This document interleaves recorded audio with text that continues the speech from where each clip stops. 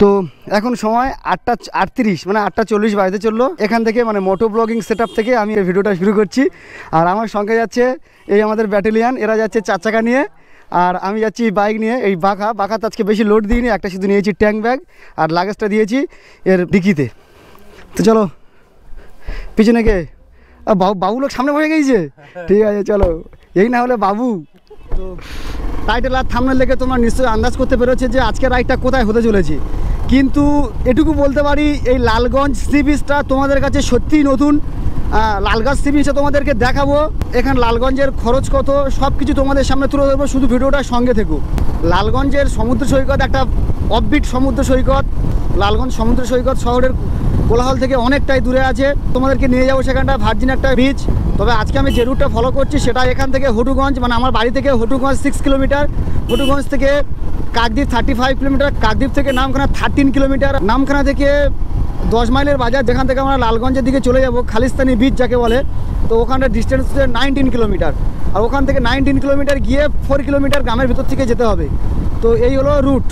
এখন সময় 8:43, দেখা যাক কটার মধ্যে আমরা পৌঁছতে পারি। তো আজকে আমরা টোটাল ট্রাভেল করবো 76 কিলোমিটার।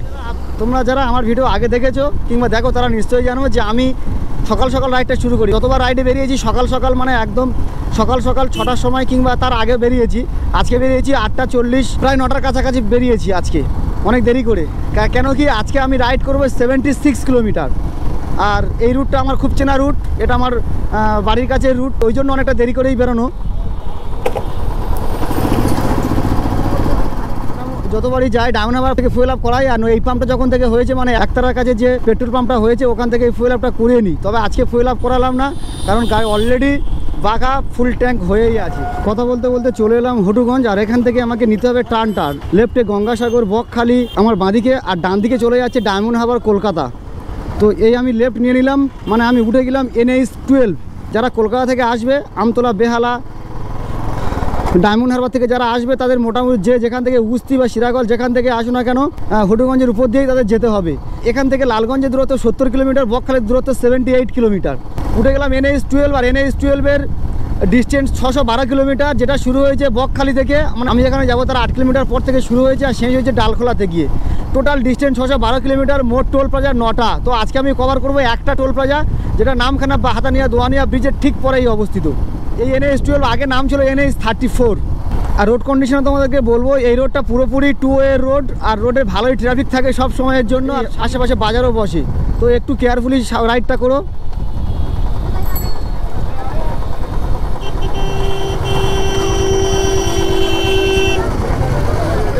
এখান থেকে বকখালি পর্যন্ত দুটো মাত্র সিগন্যাল পোস্ট আছে, একটা আছে গঙ্গাসাগর ঢোকার যে গেটটাতে ওখানটায় আছে, আর একটা আছে কাকদ্বীপ বাজারের কাছে। আর আজকের ওয়েদারটা দেখো, একদম রোদ ঝলমলে আবহাওয়া যাকে বলে। পুরো সূর্যটা আজকে বেশ ভালোই উঠেছে, কোনো মেঘলা নেই, ক্লিয়ার ওয়েদার। শীতের বেলা এইরকম ওয়েদারটা সত্যি দারুণ। এখন সময় 9টা, চলে এসেছে কুলপি। আর কুলপি মানে এরকম একটু জ্যাম সহ্য করতে হবে, বেশি দূর না, অল্প একটুখানিটা। মানে এখান থেকে আবার 3টে রাস্তা ভাগ হয়ে গিয়েছে কুলপি থেকে। লক্ষ্মীকান্তপুর, দক্ষিণ বিষ্ণুপুর, বারাসাত, বহরু, মানে এই রাস্তাটাও কলকাতার দিকে চলে যাচ্ছে। তবে তোমাদের একটা কথা বলবো, এই রোডে একটু গাড়িটা সতর্কভাবেই চালিও, কারণ এমনি থেকে 2-ওয়ে রাস্তা, তারপরে এখান থেকে সরকারি বাস বা পাবলিক বাস যে গতিতে ওভারটেক করে, সেটা একটু অসতর্ক হলেই বিপদ। এখানে দেখছো স্পিডোমিটার বসানো আছে, এখান থেকে গাড়ির গতি বেশি জোরে এলে এখান থেকে অটোমেটিক্যালি ফাইন চলে যাবে। মানে কুলপিটা পেরিয়ে আসার পরে এইরকম অবস্থা হবে। তো আমি ওদেরকে বলে দিই যে আমাদের পিছনের ড্রাইভাররা আছে, 4 চাকা নিয়ে আছে, ওদেরকে বলে দিই যে গাড়িটা যেন আস্তে আস্তে আসে।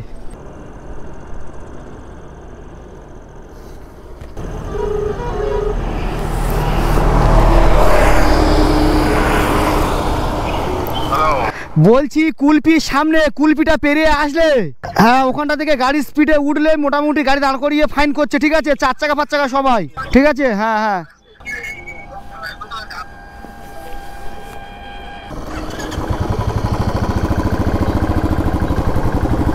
তোমরা দেখলেই ক্যামেরা নিয়ে আছে, যারা এই রোডে একটু রাইড করবে কিংবা ড্রাইভ করবে, তোমরা একটু সতর্ক হও যে গাড়ির গতি একটু বেশি হলেই, মানে 60-এর উপরে উঠলেই ফাইন হয়ে যাচ্ছে। তো অ্যাকচুয়ালি আরেক জায়গাতে এরকম হয়, সেটা হলো হাতিবাড়ি বলে একটা জায়গা। তো এটা হয়েছে কুলপির একটু আগে, যে ট্রাক লে আছে ওই ট্রাক লে ঠিক একদম সামনেটা দেয়।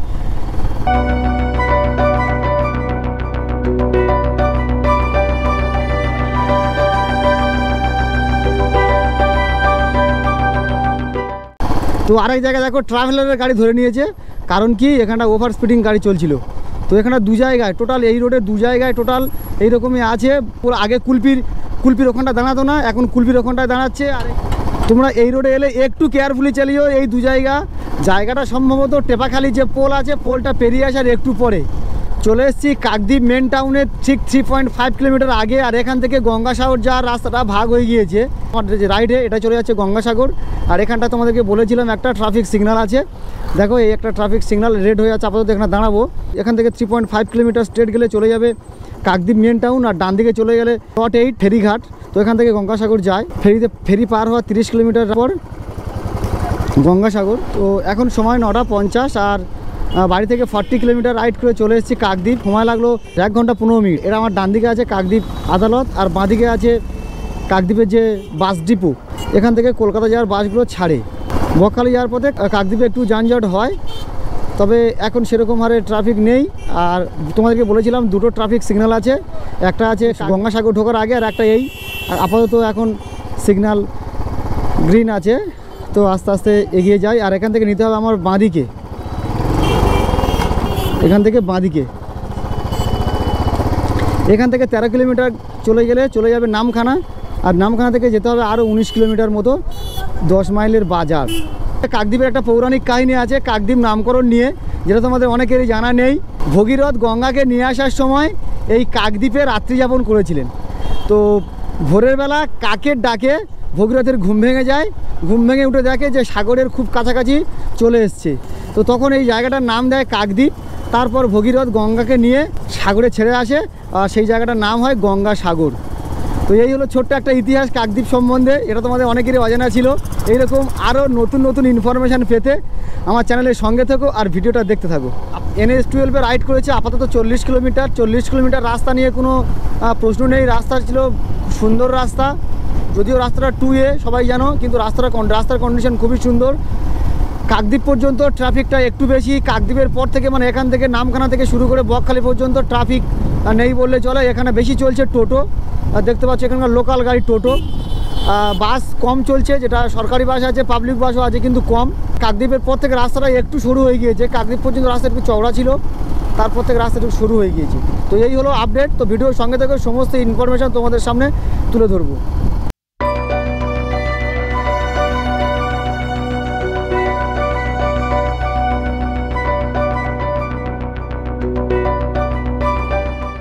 এখন সময় 10:09, আর চলে এসেছি নামখানা ব্রিজের আগে। নামখানা ব্রিজের আগে একটা মাইলস্টোন দেওয়া আছে, বকখালি 26 কিলোমিটার, ফ্রেজারগঞ্জ 24 কিলোমিটার। তো আমি 24 কিলোমিটার যাবো না, এখান থেকে যাব 19 কিলোমিটার। 19 কিলোমিটার গেলে 10 মাইল বাজার। ওখান থেকে নিয়ে নেবো লেফট টার্ন। কলকাতা থেকে কিংবা শিয়ালদাহ থেকে যারা ট্রেনে করে আসবে, তারা আমার এই যে বাঁদিকে যে রাস্তাটা চলে গিয়েছে, এটা চলে গিয়েছে নামখানা স্টেশন। ঠিক এখান থেকে 200-250 মিটার গেলে নামখানা স্টেশন। নামখানা স্টেশনে প্রচুর টোটো পাওয়া যায়। আর যারা বাসে করে যাবে বা শেয়ার গাড়ি করে যাবে, তারা ওখান থেকে হেঁটে চলে আসবে এখানটায়। বাস দাঁড়িয়ে আছে, বা টোটো, রিজার্ভ গাড়ি, মারুতি, অনেক গাড়ি দাঁড়িয়ে আছে। এখান থেকেই তোমরা শেয়ার গাড়িটা ধরে নিতে পারো। দেখতে পাচ্ছ অটো, টোটো, বাস এখানটায় প্রচুর দাঁড়িয়ে আছে। এখান থেকে বকখালি চলে যাচ্ছে, যে যেখানটা যে মৌসুমী আইল্যান্ড সব এখান থেকেই চলে যাওয়া যায়। আর এটা হলো নামখানা ব্রিজ বা হাতানিয়া দোয়ানিয়া ব্রিজ, যেটা কাজ শুরু হয়েছিল 2014 সালের ফেব্রুয়ারি মাসে, এবং কাজ শেষ হয়ে উদ্বোধন হয়েছিল 2019 সালের মার্চ মাসে। তো ব্রিজটা লম্বা 3.5 কিলোমিটার, মানে প্রথম থেকে শেষ পর্যন্ত 3.5 কিলোমিটার, কিন্তু নদীর উপরে আছে। হাতানিয়া দোয়ানিয়া নদীর উপরে আছে 1.5 কিলোমিটার। আপাতত এখানটা একটু দাঁড়াবো, এখানটায় দাঁড়াবো, ফটো তুলবো।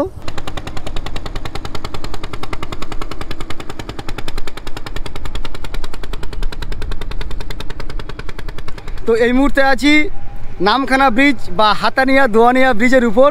এই যে আমার পিছনে দেখছো প্রচুর ট্রলার দাঁড়িয়ে আছে। এই ট্রলারগুলো এখান থেকে ফিশিং করতে যায়। এখান থেকে মুড়িগঙ্গা নদী হয়ে বঙ্গোপসাগরে মিশেছে ওটা, আর এপার থেকে সপ্তনদী নদীর সঙ্গে মিশে আবার বঙ্গোপসাগরে মিশেছে। তো এখান থেকে প্রচুর ট্রলার দাঁড়িয়ে আছে। আর আমার পিছনে দেখছো হাতানিয়া দোয়ানিয়া নদী। এই ব্রিজটা তৈরি হয়েছিল 2014 সালের ফেব্রুয়ারি মাসে শুরু হয়েছিল কাজ শেষ হয়ে উদ্বোধন হয়েছে 2019 সালের মার্চ মাসে। আর এই ব্রিজের তলা দিয়ে বয়ে গিয়েছে হাতানিয়া দোয়ানিয়া নদী। আগে যে পিছন দেখছো ওখান থেকেই ফেরিতে করে পারাপার হতো ঠিক ওখানটায়। তো এখন বৃষ্টি হওয়ার পর থেকে ফেরি পার হওয়ার কোনো ব্যাপারই নেই। আর হাতে নেওয়া নদীটা শুরু হয়েছে মুড়িগঙ্গা নদী থেকে। এখান থেকে মুড়িগঙ্গা নদী আছে পশ্চিম দিকে, মানে ওইদিকটাতে যে মুড়িগঙ্গা নদী ওই থেকে বয়ে এসে এই ব্রিজের তলা দিয়ে চলে গিয়েছে সপ্তমুখী নদীতে মিশেছে, তারপরে গিয়ে মিশেছে বঙ্গোপসাগরে। তো এই হলো ছোট্ট একটি ইনফরমেশান।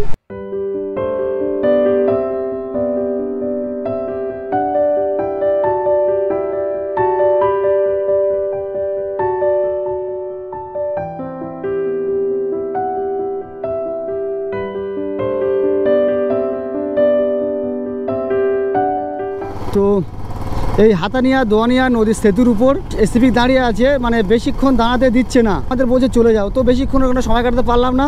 আর ব্রিজের উপর থেকে এই গ্রামের গ্রিনারিটা দারুণ লাগছে। নারকেল গাছ মাথা উঁচিয়ে আছে, বেশ সেটা সুন্দর একটা ভিউ এখান থেকে লক্ষ্য করা যাচ্ছে। আর ব্রিজটা জাস্ট পেরোবো আর সামনেই আছে টোল প্লাজা। যদিও বাইকের জন্য টোল দিতে হয় না, একটাই মাত্র লেন, এখান থেকেই টোল কাটতে হবে। আর এখানে ফাস্ট্যাগ পরিষেবা নেই আপাতত, এই টোলটায় ফাস্ট্যাগ পরিষেবা এখনও পর্যন্ত চালু হয়নি। আর সামনেই মাইলস্টোন, বকখালি 24, ফ্রেজারগঞ্জ 22। চলে এসেছি 7 মাইল বাজার। আর এখান থেকেই মৌসুমী আইল্যান্ড যাওয়ার রাস্তাটাই আছে 7 মাইল বাজার পেরিয়ে।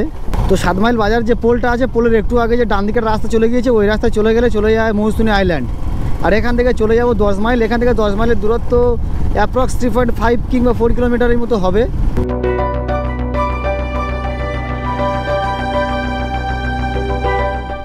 সাত মাইল থেকে 3.5 কিলোমিটার আসার পরে পড়লো 10 মাইল। এই 10 মাইলের ব্রিজ, আর এই ঠিক ব্রিজটা টপকাবো আমরা। ব্রিজটা টপকে আমরা নিয়ে নেব লেফট টার্ন।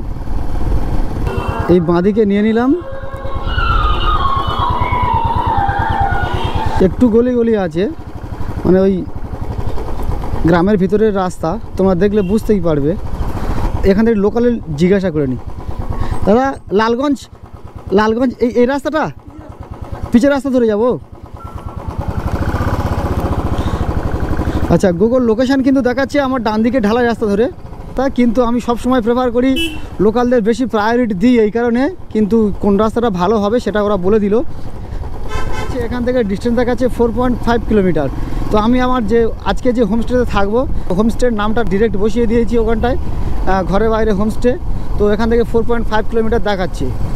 ওই 10 মাইল থেকে ঢোকার পর গুগল লোকেশান যখন ঠিক করেছি, গুগল লোকেশান কিন্তু অনেক উল্টোপাল্টা দেখাচ্ছে, মানে এমন সরু সরু রাস্তায় ঢুকিয়ে দিচ্ছে।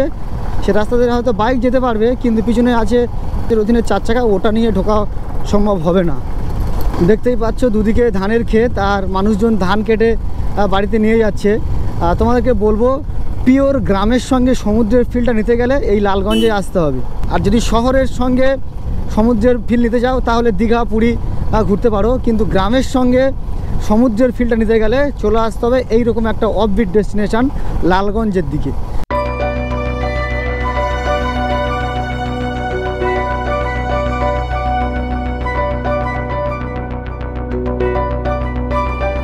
রাস্তাটা একদম সংকীর্ণ, দেখে বুঝতেই পারছো। 4 চাকা খুব একদম সেম, বিশেষ করে বড় গাড়ি হোন্ডাই ক্রিয়েটা খুব সেম। বাইকের জন্য কোনো অসুবিধা তো নেই। আজকের আমাদের রাত্রিবাস এখানটায়। তো গাড়িটা আপাতত পার্কিং করতে হবে আগে, তারপর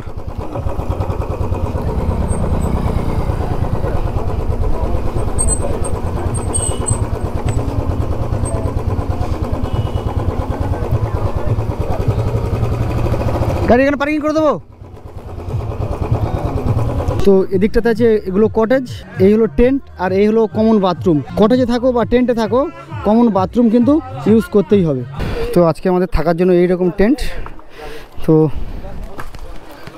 টেন্টের উপরটাতে এরকম পলিথিন দিয়ে এরকম ঘেরা আছে, যাতে না কুয়াশা টুয়াশা পড়ে, ঠান্ডা লাগার কোনো চান্সই নেই। এখন সময় 12টা 40, আর আমরা চলে এসেছি লাঞ্চ টেবিলে। তো লাঞ্চে আমাদের দিয়েছে ভাত, এটা ফুলকপির একটা সবজি, আলু উচ্ছে ভাজা, এটা কি মাছ, এটা আমুদি মাছ আছে না, আমুদি মাছ, বেগুন ভাজা, ডাল আর চিংড়ি। তো আমরা বসছি এই টেবিলে 4 জন, আর ওইদিকে বসছে 2 জন। তো খাওয়া দাওয়া করে নিই, তোমাদেরকে অনেক তথ্য দেওয়ার আছে। তো ঘরে বাইরে হোমস্টে থেকে আমরা এই রথিনের 4 চাকাটা এখানটা পার্কিং করে রেখে দিয়েছে। 4 চাকা পার্কিং করার এটাই জায়গা, এই জায়গায় এখানটা 4 চাকাগুলো পার্কিং করা হয়। তো এখান থেকে বেরিয়ে চলে যাচ্ছি পুরো সমুদ্র সৈকতটাতে। আর রাস্তাটা ঠিক এইরকমই, দুদিকে ম্যানগ্রোভ আর মাঝখান থেকে এইরকমই রাস্তা। চারিদিকে শুটকি মাছের এত গন্ধ যে দম ফেলতেই পারছি না।